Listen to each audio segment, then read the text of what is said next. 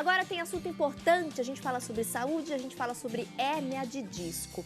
E às vezes as pessoas ficam, até curiosas, de repente nunca teve nenhum caso na família, não conhece ninguém que teve. Os discos, gente, eles são estruturas e eles funcionam como se fosse uma almofadinha. Então a gente tem lá a vértebra da coluna e aí tem esses discos. Essa almofadinha, esse disco, ele vai impedir de haver atrito entre os ossos. Mas com o passar do tempo, esse disco ele pode se romper, pode ser danificado. E aí dentro desse disco tem como se fosse um gelzinho que permite, por exemplo, esse movimento que eu estou fazendo aqui da coluna, né? A nossa coluna ela é resistente, mas você também consegue fazer movimentos com o corpo graças a esse material, esse gelzinho que fica entre os ossos e permite esses movimentos. Quando, de repente, há uma perda desse gelzinho, ele muda de lugar, né? Quando essas almofadinhas, esses discos entre a vértebra, eles são danificados, aí acontecem dores e problemas. Em alguns casos, inclusive, é necessário fazer cirurgia. Você vai entender melhor porque a gente está recebendo aqui um especialista no assunto, vai explicar tintim por tintim. Leandro Alberto Souza, ele é fisioterapeuta e osteopata. Muito obrigada, viu, Obrigado. Leandro, mais uma vez pela participação no programa. Eu fiquei muito feliz que você retornou. Obrigado, eu também. Leandro, o nosso corpo é uma máquina perfeita, né? Mas às vezes algumas ferramentas acabam enferrujando com o tempo. E aí, nesse caso, surgem esses probleminhas. No caso da hérnia de disco, eu queria que você explicasse melhor para o pessoal de casa como funciona. E ela pode acometer 3 regiões do nosso corpo, da nossa vértebra, certo? Certo. Bem, como você falou muito bem, os discos intervertebrais, esse é o nome anatômico, elas são estruturas que servem para amortecimento e para que a coluna tenha movimento, né? Além dos discos, existem mais 2 outros pontos onde a coluna vai se movimentar e que vão sofrer com outros tipos de doença. Especificamente falando dos discos, eles é que vão permitir os movimentos na coluna, dos diferentes segmentos da coluna, e eles estão sujeitos à deterioração, ou seja, eles vão com o tempo, com o passar do tempo, se desidratando, criando algumas fissuras, e o núcleo desse disco, que é aquele gel que você mencionou, ele pode escapar, e é isso que a gente chama de hérnia de disco. Essa deteriorização, ela ocorre mesmo por causa desse desgaste inevitável com o passar dos anos? Ou tem algum fator que, de repente, pode acelerar ou mesmo provocar esse problema no disco, doutor? Existem fatores que predispõem a isso. Quais são eles? Nós temos alguns pontos da coluna que são anatomicamente mais suscetíveis aos acometimentos de hérnia, como, por exemplo, a hérnia de disco. Fatores que vão gerar hérnia de disco. Os traumas, né? Então, hérnias de disco na região do pescoço, por exemplo, em acidentes de carro, que podem vir ou não seguidos de fratura, né? E aonde mais aparece é na coluna lombar, que é na região mais baixa da coluna. Existem N fatores, principalmente o sedentarismo, a má alimentação, como nós falamos na outra ocasião, na outra oportunidade, atividade física inadequada. E quando eu me refiro à atividade física inadequada, eu estou dizendo excesso de atividade física ou falta de atividade física, que não é exatamente o sedentarismo puro, aquele indivíduo que não faz nada absolutamente, mas aquele que aos domingos joga a bola. Então, esse está mais predisposto a desenvolver esse tipo de lesão do que aquele indivíduo que tem uma atividade física frequente, constante, bem regrada, bem orientada. Que se ele faz frequente, o corpo vai se adaptando. O corpo vai se adaptando. De repente ele só joga aquela bola de domingo, tem um choque. Tem um choque, é um quadro agudo, é um processo agudo. Todo domingo ele cria um processo agudo de jogar bola. E normalmente essas pessoas têm o perfil de, eu vou fazer pela semana toda. Então ele não aguenta fazer um jogo só, ele faz 2 jogos, 2 horas, 3 horas, e isso é uma sobrecarga enorme. Em relação a carregar peso, doutor? Muita gente acaba associando, quem de repente trabalha, inclusive algumas profissões, que precisa carregar muito peso, pode vir a desenvolver hérnia de disco. Quando a gente fala em movimento de peso, é importante que a gente leve em consideração 3 pontos. Primeiro, o peso em si, né? Então, recomenda-se, as normas do trabalho recomendam que o peso máximo carregado por um homem seja de 25 quilos, de 23 a 25 quilos. No caso da mulher, esse peso é um pouco menor, entre 16 e 18, porque a mulher tem uma quantidade de músculos menor, então ela tem uma força muscular menor e consegue carregar menos peso. Então, primeiro a gente tem que avaliar a carga em si. Segundo, a gente tem que avaliar a forma com que esse peso está sendo carregado, né? O que é o nosso grande problema, é o problema da postura ligada ao peso, né? Eu gosto sempre, quando faço alguns treinamentos em empresas, eu gosto sempre de mencionar, alguém já viu o pai ou a mãe carregando o bebezinho de longe? Não, porque o bebê que pesa 4, 5 quilos, com 2, 3 minutos, ele vai pesar muito mais. Então, o que a mãe e o pai fazem? Trazem o bebezinho sempre no umbigo, no centro de gravidade. Então, a forma de se carregar qualquer peso é trabalhando com essa carga mais perto do centro de gravidade do corpo, que é o umbigo. Isso minimiza. E o terceiro fator é a repetitividade desse peso. Então, se eu tenho 10 caixas de 1 quilo e carregar uma de cada vez, na verdade, eu estou carregando 10 quilos e não 1 quilo de cada vez. Então, se eu associar e controlar esses 3 fatores, eu consigo minimizar a sobrecarga gerada na coluna. Como as pessoas não têm muito essa noção, é muito comum que carreguem um peso acima disso, numa postura inadequada, repetidas vezes. Então, isso vai predispor a coluna a desenvolver hérnia de disco, por exemplo. Doutor, antigamente a gente via as pessoas mais velhas, né, sendo diagnosticadas com hérnia de disco, tendo aquelas crises de dores. E hoje já é até um pouquinho mais frequente pessoas novas, com seus 20 e poucos anos. Por que o senhor acha que ela tem começado cada vez mais cedo? Eu, por exemplo, conheço pessoas com 20 e poucos anos que já têm hérnia de disco, que já têm dificuldade, inclusive, por exemplo, ao subir numa maca, né, para fazer uma sessão de massagem, de depilação, tem dificuldade de subir, de descer da maca. Então, assim, movimentos que parecem ser tranquilos, fáceis de fazer, e uma pessoa de 20 e poucos anos tem essa dificuldade, já apresenta hérnia de disco. Por quê? Cada vez mais cedo? Me parece que, apesar de hoje as coisas estarem mais evoluídas em termos de medicina, de tratamentos, nós pensamos cada vez menos em causas, né? Ou seja, nós levamos uma vida hoje muito mais sedentária do que antes. Então, os nossos avós, os nossos pais, tinham uma vida, querendo ou não, muito mais ativa.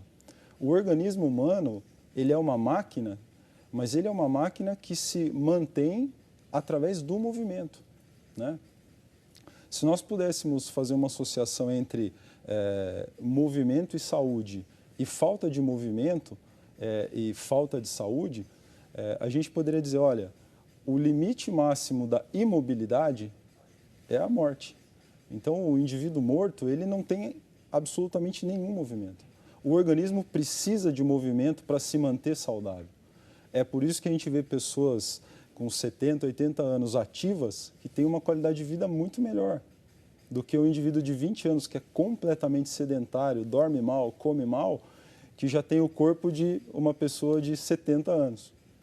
Perfeito. Doutor, tem algum sintoma, algum aviso que o nosso corpo dá para eu, pelo menos, desconfiar que eu tenho hérnia de disco? Eu estou perguntando isso porque, geralmente, a pessoa descobre que tem hérnia de disco quando ela tem aquela crise de dor, geralmente já aquela dor aguda, e vai para o médico. Mas antes de chegar naquele ponto, tem alguma coisa que ela pode observar no corpo, algum sintoma, para já ser um sinal de alerta? Tem sim. Bom, o primeiro sinal, de uma forma geral, o indivíduo vai começar a desenvolver dor, né? Que pode ser uma dor local, dependendo do nível onde a hérnia está. Geralmente é cervical, que é essa região atrás do pescoço, ou lombar, né? Que é no final aqui. Os pontos que mais aparecem são na cervical e na lombar. Tá. Eu diria que aparecem mais na lombar. Na lombar é ainda mais comum. A lombar é ainda mais comum, né? Se você me permitir, vou mostrar aqui. Por favor. Então, eu trouxe aqui para vocês a coluna novamente.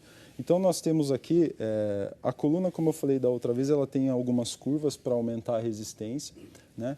E a coluna tem alguns pontos que normalmente já tem menos movimento. Tá. Aonde são esses pontos? Eles são entre as mudanças de curva. Então, eu tenho a coluna cervical amarela, ela tem uma curva para frente, enquanto a minha coluna dorsal tem uma curva para trás. Exatamente no ponto onde muda essa transição, que a gente chama, é um ponto de pouca mobilidade. Aqui na região azul e vermelha, eu tenho exatamente uma mudança de curva entre o vermelho e o azul, que também é um ponto de pouca mobilidade. Certo. Aonde vão aparecer as hérnias? Normalmente um nível acima e normalmente um nível acima do azul, que são os pontos entre a quinta e a sexta vértebras cervicais e a quarta e a quinta vértebras lombares.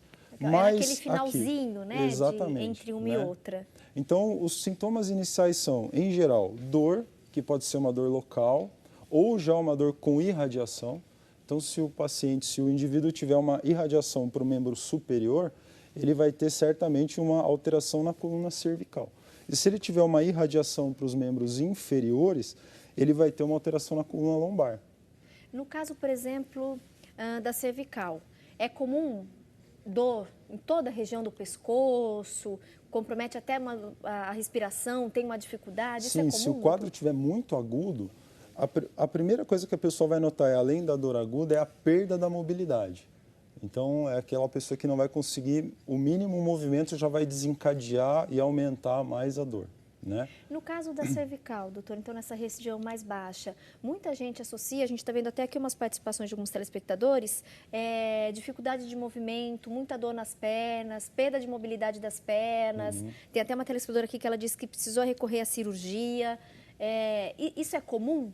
Isso é comum porque as hérnias que são esses, aqui no modelo... Dá pra gente mostrar direitinho agora lá, gente. Isso, a gente aqui nesse modelo... Como se fosse uma almofadinha. Uma almofadinha, né? Disco. Então, quando as hérnias aparecem, quando elas herniam, elas vão pinçar essas estruturas amarelas aqui, que são os nervos. Esses nervos, no caso da coluna lombar, vai para a perna. Então, o nervo é sempre um fio que vai controlar a contração muscular e a sensibilidade. Entendi. Então, o que o paciente refere? Que a musculatura está ficando atrofiada e fraca, meio boba, perdida, eles falam, e que está formigando a perna. E pode formigar o pé, o joelho, a parte posterior da coxa, a parte anterior da coxa, vai depender o nível da hérnia. Quais são as consequências mais graves, doutor, no caso da hérnia? Seja cervical, lombar? As consequências mais graves são ocorrer uma lesão definitiva no nervo, né, pela compressão.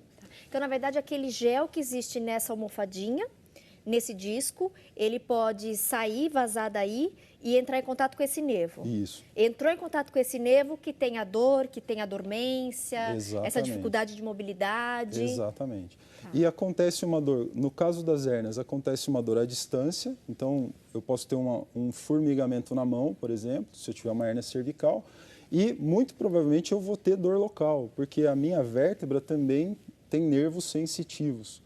Então, vai comprimir, inclusive, esses nervos e eu vou ter dor local na região cervical, por exemplo. Doutor, tem alguma dica para a gente amenizar essa dor? Porque dor sempre é tão ruim, né? Ninguém gosta de sentir dor, mas, de repente, até no trajeto, até o hospital, ou em casa, de repente, a pessoa está sozinha. Tem como a gente diminuir, pelo menos disfarçar um pouquinho essa dor? Tem sim. Bom, primeiro, se o paciente tiver um quadro agudo, é importante que ele não faça, em hipótese alguma, alongamento, porque senão ele vai tirar o pouco de proteção que o corpo dele está conseguindo, que é não permitir o movimento. Então, não alongar em hipótese nenhuma. Tá. Além disso, se alongar, o nervo que está preso aqui pela hérnia também vai ser alongado. Então, ele vai estirar o nervo e comprimir mais ainda sobre a hérnia. Então, isso vai gerar um quadro de piora. Tá? Então, a minha dica é não faça alongamento. E, se possível, de alguma forma, imobilize a região até você conseguir chegar num pronto atendimento. Fica né? Parado. Então, por exemplo, como é que eu possível? posso imobilizar a minha região cervical? Com uma toalha de banho, por exemplo, grande, eu posso enrolar no pescoço, porque isso vai limitar o meu movimento, como se fosse um colar cervical. É o que o médico ou o profissional da saúde no hospital vai fazer. E se eu tiver uma hérnia lombar, é um pouco mais difícil, vai depender da pessoa, enfim. Mas também uma toalha de banho, enrolar o tronco da pessoa para que ela fique um pouco imobilizada. A questão do sobrepeso, doutor, influencia na hérnia de disco? Influencia por dois motivos. Primeiro, o sobrepeso ele vai criar uma alteração no funcionamento das vísceras, que vai gerar dores e aí está relacionado à alimentação. Além disso, o sobrepeso tende a enfraquecer a musculatura. Então, todas essas curvas aumentam demais, então as pressões aumentam demais e a musculatura e a coluna fica sobrecarregada. Entendi. Né? E isso acarreta mais dor certamente. Doutor, quais são os tratamentos? De repente, quem tem esse problema ou possa vir a ter. Então, para amenizar, o ideal seria não alongar, evitar, né, movimentos também muito bruscos e procurar o médico. Sim. E aí, geralmente, esse médico, quais são as opções de tratamento? Cirúrgico ou não? Tem outros meios? Então, veja, eu vou falar como fisioterapeuta, né? O médico certamente tem recursos cirúrgicos, medicamentosos e talvez outros recursos.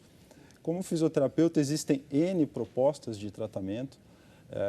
Friso mais uma vez que é importante detectar a causa disso e principalmente relacionar se a hérnia é exatamente o que vem gerando a dor ou não. É muito comum hoje o indivíduo apresentar lombalgia, dor na região lombar, e aí faz um exame de imagem, uma ressonância, por exemplo, e aparece lá que ele tem uma hérnia de disco bem alta, bem longe do ponto da dor. Aquela hérnia de disco muito provavelmente não tem relação nenhuma com aquele quadro. É isso que tem que ser avaliado.